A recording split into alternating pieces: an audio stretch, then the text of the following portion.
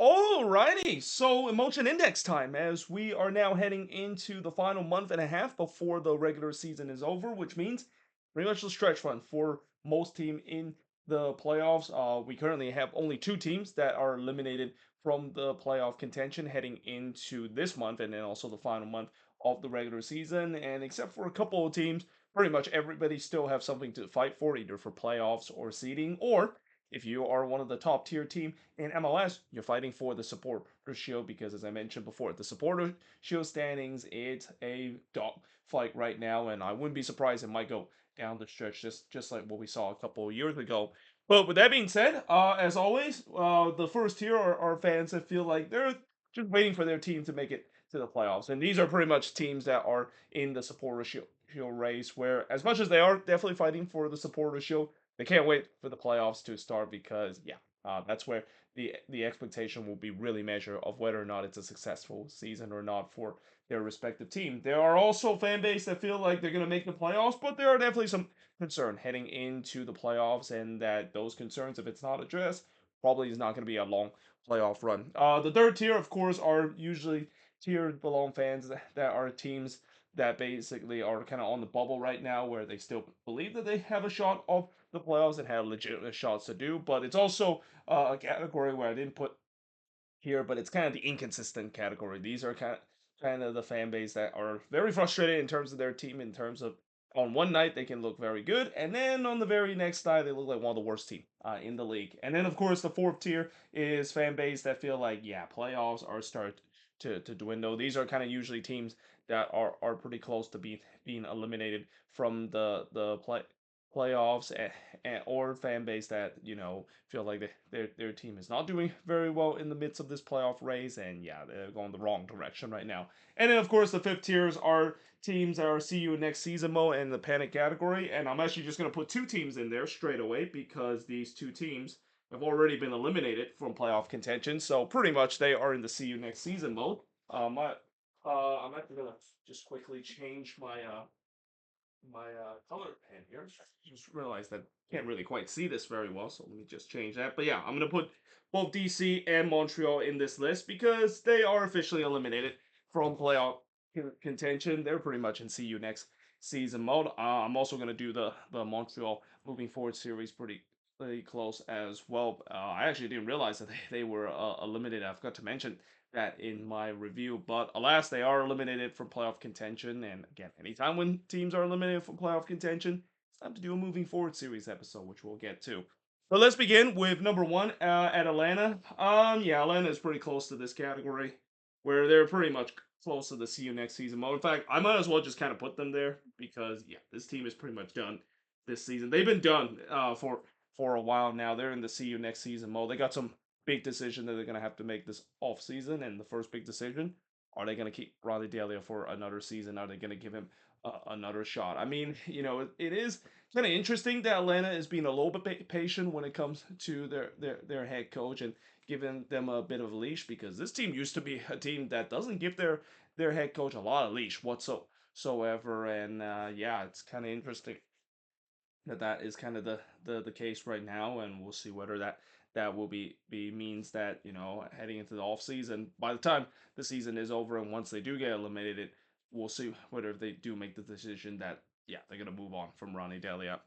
Then we look at Austin. Yeah, Austin is right in the mix. Their fans will definitely feel like they not only still have a shot in terms of making the playoffs, but the win that they had against the Quakes over the weekend, that was huge. Like they need to win that one. Things was not going well for Los Angeles, but that win really helped their causes in terms of making the playoffs. Now, obviously, they are still not fully close to being in a comfortable position. In fact, when you look at where they are in the standings, I mean, they're still in the mix of this logjam that we see in the Western Conference right now. But at least they're kind of like in the leading pack in terms of this logjam of the playoff race in the Western Conference. And I'm pretty sure Los Angeles fans will hope that of course is the case, because as good as the last game was against the Quakes, which was probably one of the best games that they played this season, and they replicate that once they do face against tougher opponent, which I believe they still have some this season end.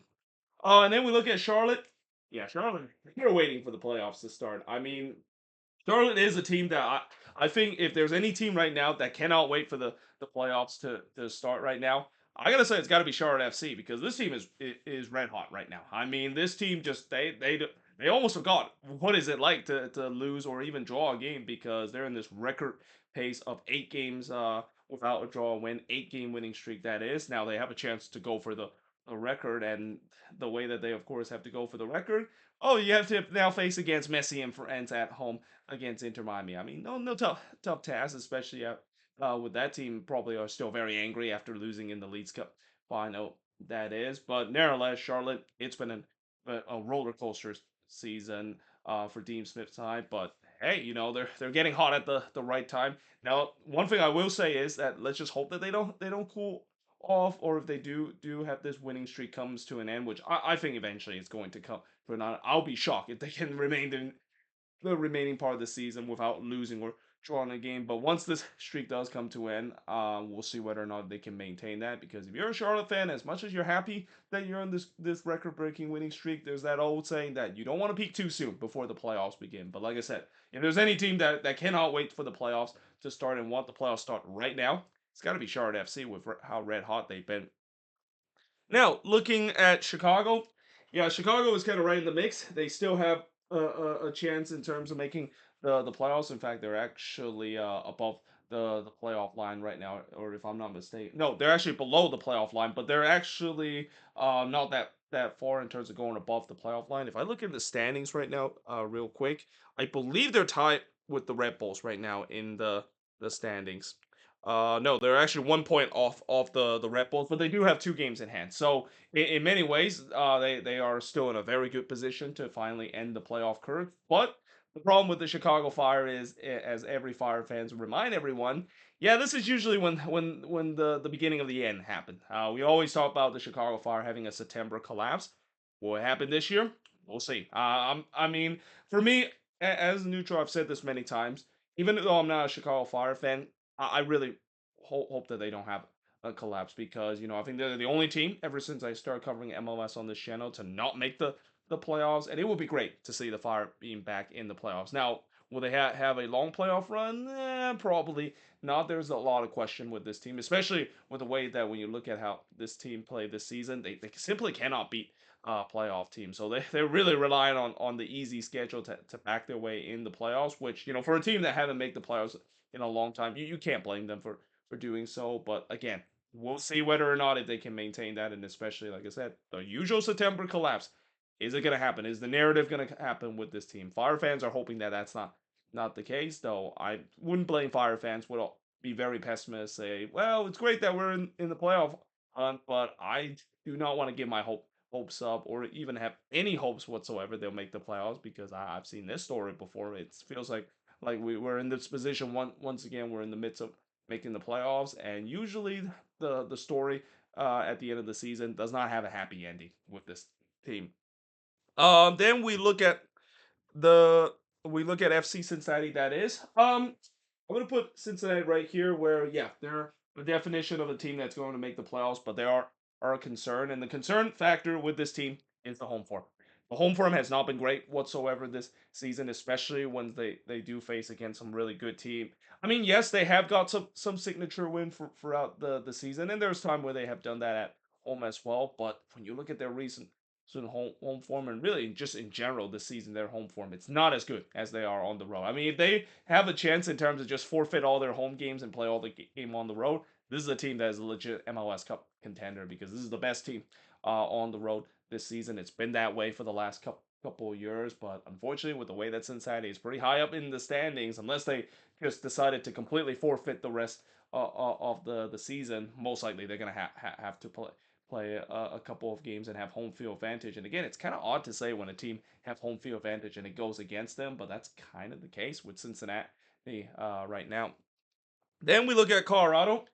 Yeah, Colorado is right at the middle, where yeah they do still have a shot in terms of making the playoffs, despite the fact that this team is just so inconsistent right now. I mean, I've said this many times before, and Rapids fan, I can understand their frustration of the fact that you just never know what kind of version of a Rapids team would get. Now, because of how bad the West is this season, if you're inconsistent, you're pretty much gonna back your way into the playoffs. But unfortunately, will they do much in the playoffs? Probably not. It's probably going to be another first round exit. And sometimes when you kind of have those kind of feelings, I mean, and especially for a team that have made it to the playoffs before in the past couple of years, they actually have made it to the playoff more often than you think, the Colorado Rapids that is. But with them trying to get over the hump and maybe win a playoff round or two, yeah, another first round exit is not gonna make Rapids fans happy. Then we look at the Columbus Crew. Um, you know what? I know this might sound crazy, but I'm gonna put Columbus in the panic category. I mean, I was thinking about maybe putting them right next to Cincinnati, but I put Columbus in the panic category mainly because they're not in a good form whatsoever. I mean, when you look at how they've been playing ever since the Leeds Cup is over, or even going back to before the Leeds Cup again, if you just don't look at how they performed in the Leeds Cup, this is a Columbus Crew team that is playing way below their par, and they're playing the way that it's kind of almost unrecognizable for Wilfred Nancy's side. I mean, the last game was a great example of it. Only 3 shots in the entire game against the Red Bulls. Now, granted, the Red Bulls does have a pretty good home record, and for the most part, they do a good job in terms of not conceding a lot of goals at home. But really, only 3 shots in a team that in the past, even when they're on the road, this is an absolute machine and a fun team to watch.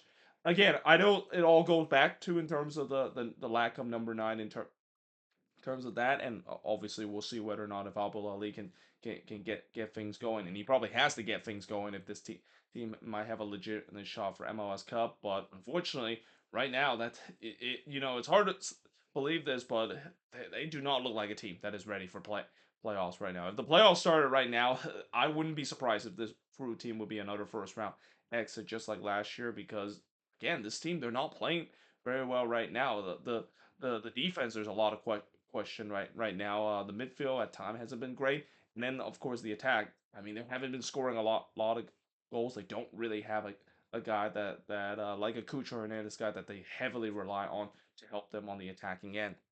Then we look at DC.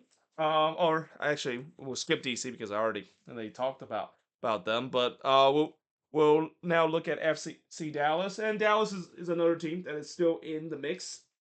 Their recent form has been okay. I mean, it hasn't been like they're on a winning streak whatsoever. It's kind of a mediocre form. But again, when you're mediocre, because of how bad the West is right now, you're probably going to have a shot to make it to the playoffs. And Dallas, we're just going to have to kind of continue that and hope that they can get above the red line.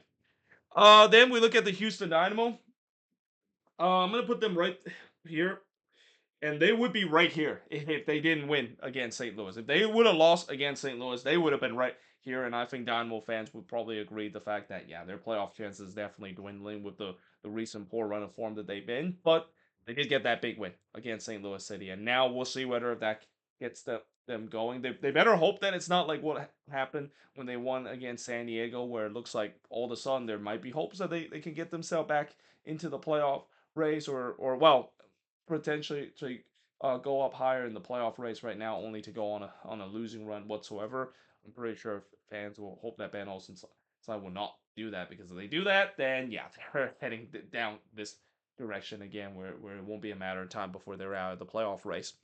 When we look at Sporting KC, it's kind of the same thing. I'm going to put Sporting KC a little bit lower because just because while the Dynamo, I think they're 5 points out of the playoff race right now. Sporting KC, I think they're currently 7 points out of the playoff race. Let me take a look at the standings again. Oh, actually, they're 8 points out of the playoff race right now. So it's the playoff chances definitely dwindling. The win that they had against Colorado that will kind of boost that chance, but I don't know if it's enough for them to climb themselves up into the playoff race. They would need to have a miraculous run near the last month of the season, and I don't think Sporting KC fans will feel like that's the case. Especially the big issue with this team is the fact that while they can score goals, they can't keep the ball out of the net more times or not.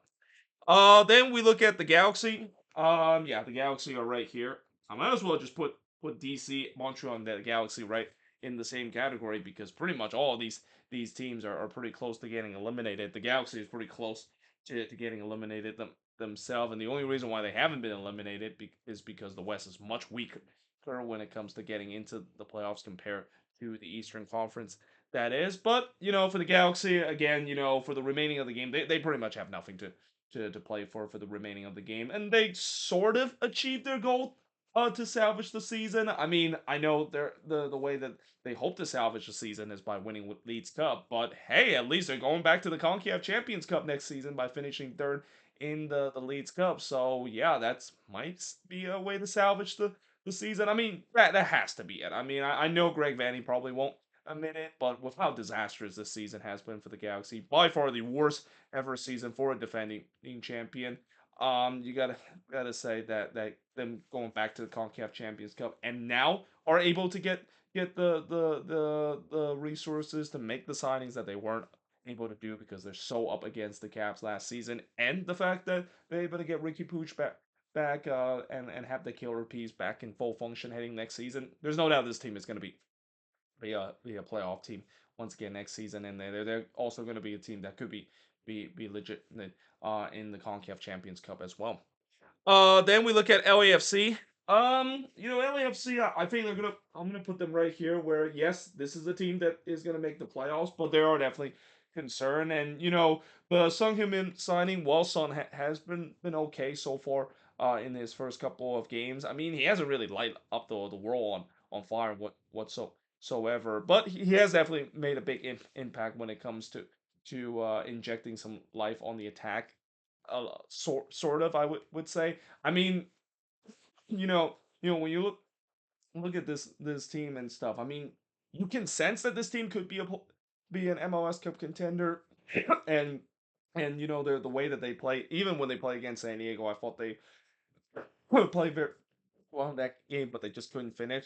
That I think is going to be the factor that will measure whether not if LAFC will be an MLS Cup contender. Now, usually around this time of the period, this is when LAFC really pick things up and go on a really good run to back their way not only into the playoffs but also getting into a good form heading into the playoffs. We'll see whether or not if Steve Chernobyl team can do so again and again with that attack that seems like it's been showing a lot more life ever since the song signing.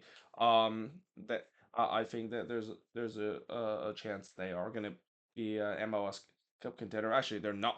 It's not that they're gonna be. There will be an MLS Cup contender. It's all about finishing their chances. That's kind of what's been lacking with this LAFC team.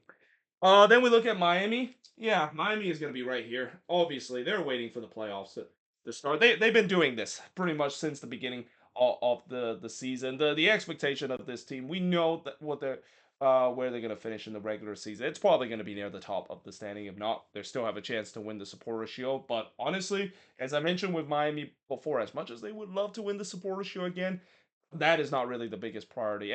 The biggest priority is obviously winning MLS Cup, and especially now that they lost the Leeds Cup final in an embarrassing way that is against Seattle. I think that expectation, that pressure just amps up to tenfold. I mean, we know that the pressure is definitely there for this team to win MLS Cup, but now you lose another final like that, and now unfortunately, there seems like that narrative once again with this Inter Miami team of the fact that they're not getting it done in big cup finals game more than they should be. Yes, I know they have won some cup final before. We saw in the Leeds Cup final a couple of years ago, but for the most part, when you get to these crucial games, especially like what we see in the playoffs or even in the CONCACAF Champions Cup set final, and then recently in the Leeds Cup final, recently they haven't been able to get it done. And for a team that is built as a super team, and the amount that they spend and the expectation that they have, this would be an absolute failure if they do not win MLS Cup.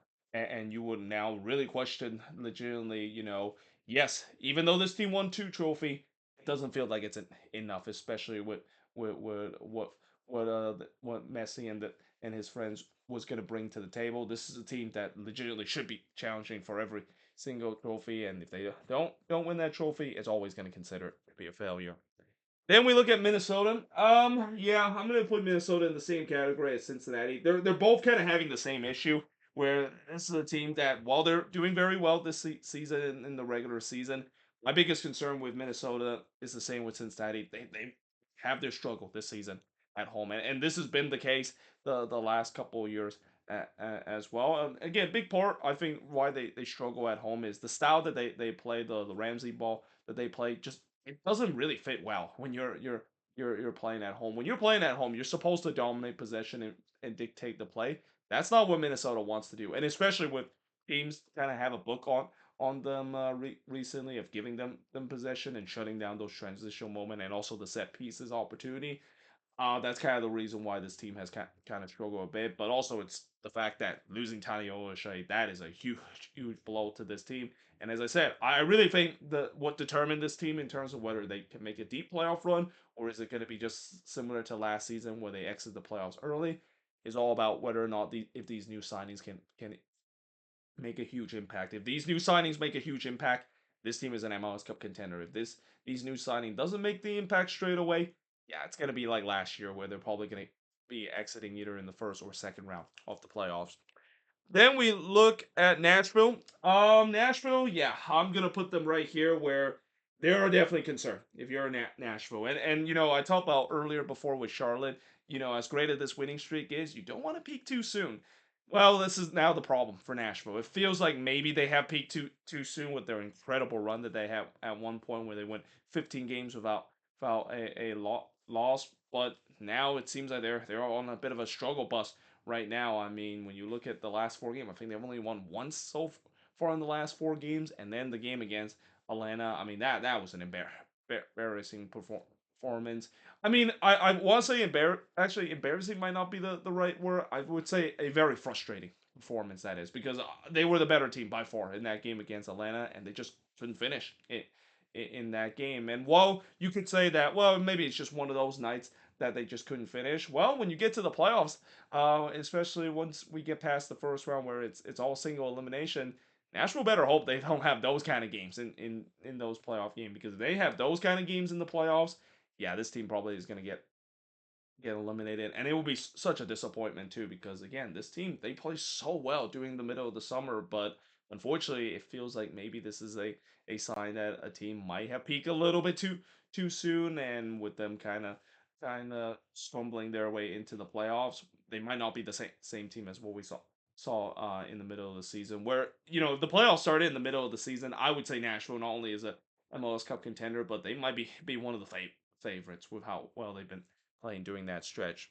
Then we look at New England. Yeah, New England is kind of right here, where it's kind of like their playoff chances is pretty much dwindling. It's a matter of time before they're eliminated. Right now, I'm putting them a little higher than Atlanta, mainly because there's when you look at where they are in the standings, they're still doing very well. But yeah, it's kind of also the same case I would say about New England that I said about Atlanta.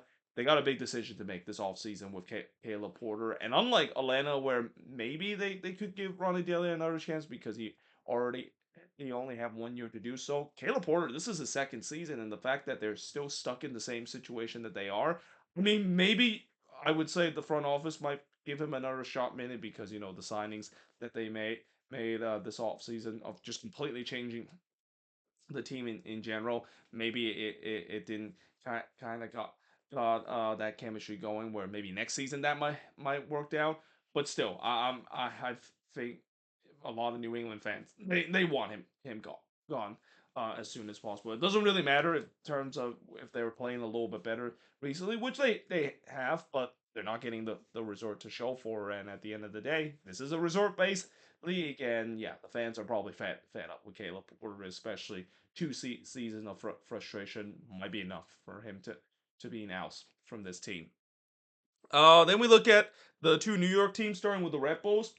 Yeah, I'm gonna say the Red Bulls are kind of right here, where even though they are above the red line right now, they're not in a comfortable spot whatsoever. I mean, their playoff chances is dwindling, and I think their playoff chances really is going to determine whether or not if they can finally win on the road. This is a team that is by far one of the worst teams on the road. I think between them and Atlanta United are the two teams that have only won once so far on the road, and especially they still have some road games to remain. If they do not get some result from those road games, or even get a point in some of those road games, I don't think they have enough where they can win.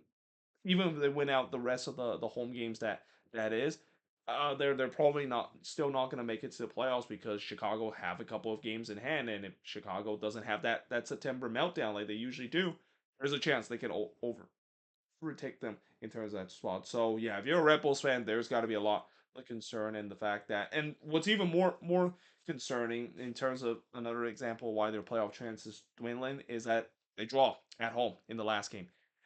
For the remaining of the season, they cannot afford to drop any more home points. The home form is really the only reason why the Red Bulls are where they are in terms of still in this playoff race. If it wasn't for their home form, they would have been out of the playoff race, and the longest active streak in the playoffs would have come to in a long time ago. But it feels like it is still in serious jeopardy, especially if they cannot win road games.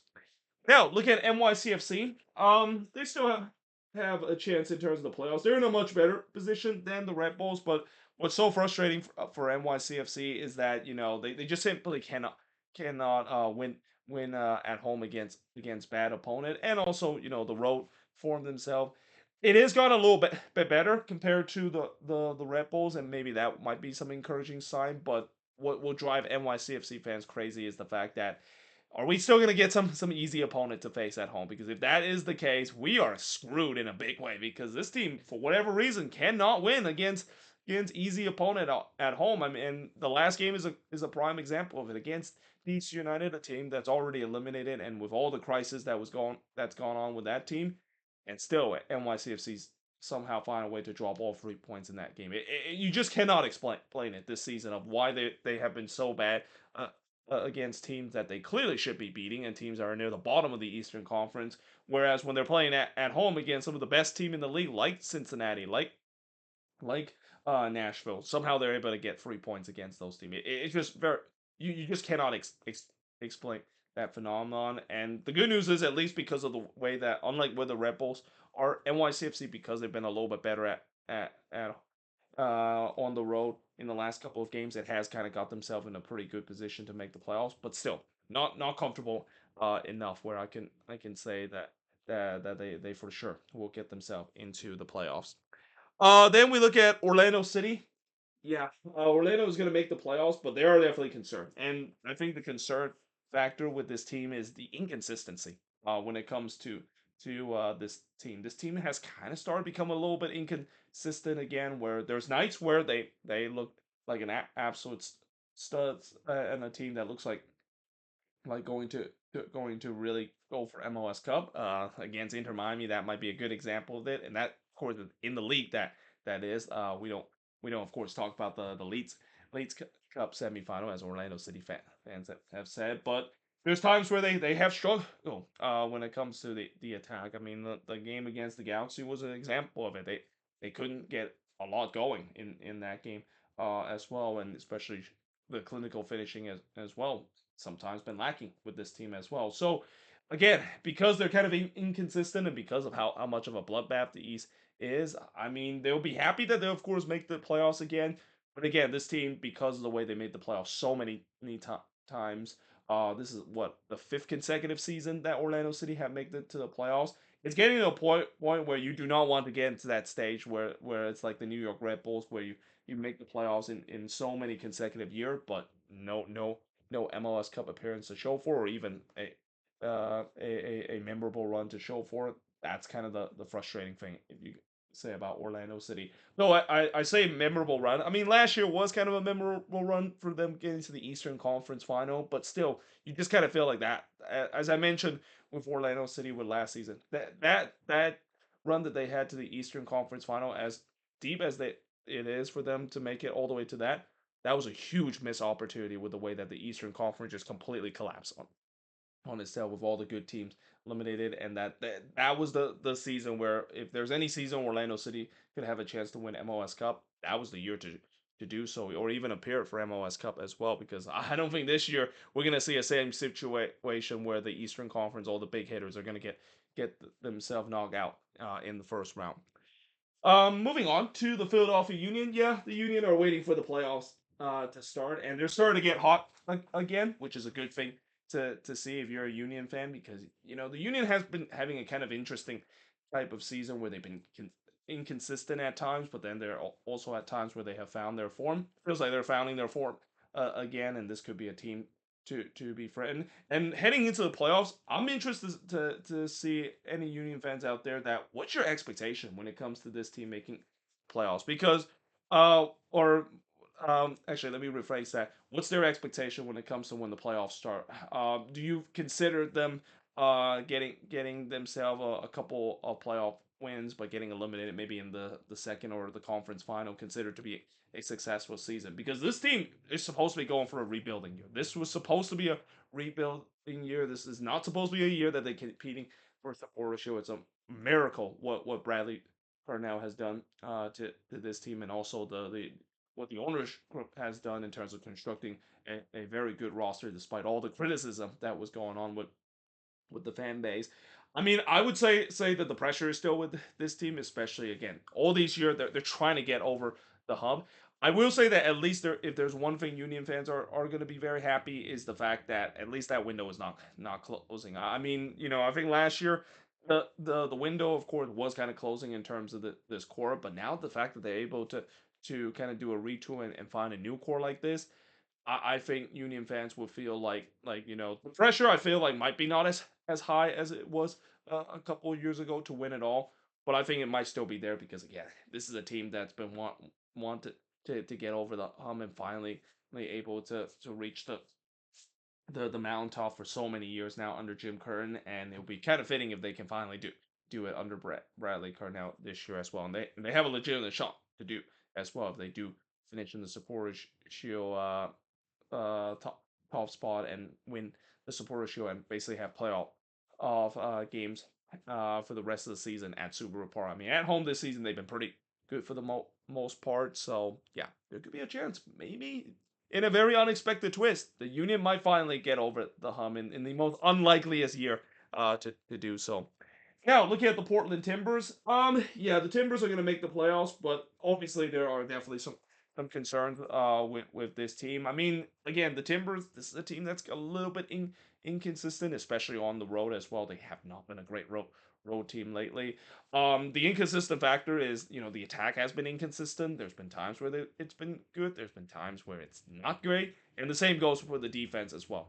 There's been times where the defense have looked decent, surprisingly, because this is a team that I always thought that they're a team that give up a lot of goals and have a very bad defense. But for the most part, their defense actually have been much better than what we saw in previous year. But there's also times where their defense look terrible. And as I said, this is a very big wild card kind of team. You just don't you just have a lot of question of what can they do in the playoffs. And I think it when they do get to the playoffs, I talk about the unions. Maybe if there's pressure to make it to the playoffs and go on a good run, there's absolutely pressure for the Portland Timbers, especially with the way that when you look at them making the playoffs before, not able to go deep into it, there's going to be some frustration that is going to be there. Then we look at RSL. Yeah, RSL, their chances are dwindling. The run of form has not been great whatsoever, and some of these new signings that they haven't really made an impact whatsoever. It feels like a very similar story to what we saw last season, wasn't it? With them adding some signing, hope that it will work, and it didn't work, and they kind of just backed their way into the playoffs before getting upset in the first round. Well, unfortunately, this year they don't have the luxury of being pretty high up in the standings. It feels like their playoff chances is definitely dwindling unless these new signings can find a spark, especially if these attack can find a spark whatsoever. It feels like it's probably going to be no playoffs for RSL this season. And then we look at San Diego. San Diego, they're right here. They're waiting for the playoffs to start. And San Diego, once the playoffs does start, there's no doubt that they're playing for house money for the rest of the way. I mean, as much as I know, you might expect they might have some expectation of even making more history. I mean, they already about to make history of breaking the most points ever for an expansion team and potentially becoming the second expansion team to finish at the top of the Western Conference. Compared to what we saw with St. Louis. I mean, you would expect maybe there are some pressure, but I don't think so. I mean, heading into the playoffs, it's house money for this team. Whatever they do for the rest of the playoffs, even if they get eliminated in the first round, I think it's been an incredible season for the San Diego team. Now, when it comes to them maybe getting eliminated in the first round, that is definitely likely because again, usually expansion team when they do get into the playoffs, no matter where they are where they finish, they don't usually do well when they go into the playoffs. I mean, the deepest run we saw was Nashville back in that COVID shortened season, and even then they got knocked out in the second round. And even when I thought that that was the team of destiny, didn't quite happen. So we'll see whether or not that's the case with the San Diego side. The one concern I will say with the San Diego side is that it's not just because of the lack of playoff experience that might be interesting to see whether if they can overcome. But it's just the way that they've been playing lately, and the fact that it just feels like they're relying on a lot of devil magic in terms of how they've been playing. Their last couple of games, they have simply been outplayed by their opposition, but mainly for whatever reason they have devil magic to make their opposition forgot how to put the ball into the back of net. And especially I've said before with my concern with this team continue to struggle on the attacking end. They haven't really scored a lot of goals lately, and that they're heavily relying on Anders Strider to score them the goal. I have no doubt once the playoffs does start and once they do face again some really good team in the playoffs, every single team is going to literally put this on the top of the must do list during the game when they face San Diego, and that must do list is to shut down Anders Strider. Whether you double team or triple team him for out the game, or you can do what Seattle did to Messi, which is kind of hack him and just pretty much have like 4 or 5 guys around him, making sure he doesn't make an impact. I think that's going to be the game plan for the rest of the way. And Anders Driver, he's definitely not an easy man to stop as we've seen this season. Even when there's a clear game plan that you need to stop him to stop San Diego, most team hasn't been able to do that. I will have a feeling eventually that might happen, especially when they do face against a better team, because again the attack is a little concerning with the way that they haven't really been not only not scoring goals, but they haven't really generated a lot of chances in the last couple of games, and they can't just simply rely on teams to just missing chances and rely on that devil magic to make continue this deep run. I mean, surely that can't be the case, can it? Now looking at the San Jose Earthquakes, yeah, the Quakes, their chances are dwindling, and this is despite the fact that they're still above the red line. It's the same case, I would say, with the Red Bulls, where them being above the red line might be deceiving because this is a team that not only does not control their playoff destiny, but just like the Red Bulls, teams behind them have games in hand over them. And for the Quakes, you also look at the remaining schedule. It is still relatively tough. I mean, they still have to play San Diego and LAFC. They play LAFC at home. They play San Diego on the road. The final game of the season is against Austin FC, and that might be a game that I've said before. It could be a playoff 6 pointer, might be decides their fate to make it to the playoffs.